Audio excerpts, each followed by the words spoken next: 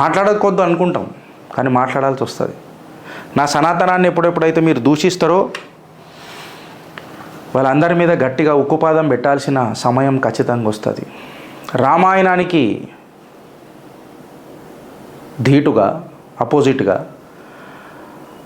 రాహోమం అని చెప్పి ఒక కథనం ఐఐటి బాంబేలో నడిపిర్రు కొంతమంది ఫాల్తుగాన్లు. ఈ చదువుకున్న సన్నాసులకు నేను చెప్తున్నా, రాముడిని, సీతామాతను, లక్ష్మణుడిని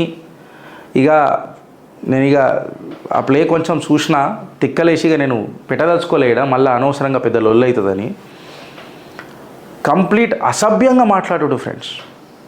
అసభ్యంగా అంటే అసభ్యంగా ఆ పరంధాముడు శ్రీరాముడిని ఒక అసురుడి కంటే హీనంగా మాట్లాడుతూ, సీతామాతనైతే మరీ అసలు రాముణ్ణి సీతామాత దూషించినట్టు మాట్లాడుకుంటా,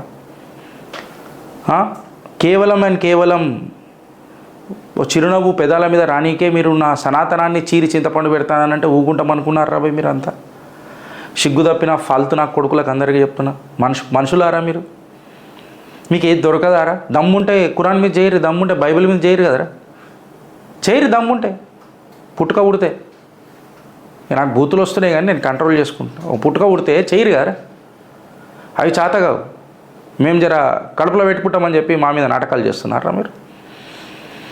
అలా ఒక ఘట్టం మీకు ఎక్స్ప్లెయిన్ చేస్తా ఫ్రెండ్స్. మండుతుంటుంది నాకు ఒళ్ళు, కంట్రోల్ చేసుకుంటున్నా. అందులో ఏమవుతుందనంటే, శ్రీరామచంద్రుడు సీతామాతని తన దగ్గర రానికి ఒప్పుకోడండి. నువ్వు రావణుడి దగ్గరికి పోయినావు, నువ్వు వేరే దేశానికి వెళ్ళిపోయినావు, ఇక నువ్వు మా దగ్గర ఎట్లా కలుస్తావు? అట్లా కాదు, నువ్వు వేరే ట్రైబ్కి వెళ్ళిపోయినావు, ఇంకా నువ్వు మా దగ్గరికి యాక్సెప్ట్ నిన్ను చేయలేము అని చెప్పి మాట్లాడితే, దానికి తోడుగా సీతామాత ధీటైన జవాబు ఇచ్చుకుంటా, రాముణ్ణి దూషించుకుంటా, వాడని పదజాలం వాడుకుంటా రాముణ్ణి క్వశ్చన్ చేస్తున్నట్టు ఈ నాటకం నడుపుతారు ఈ చిల్లరగాన్లు.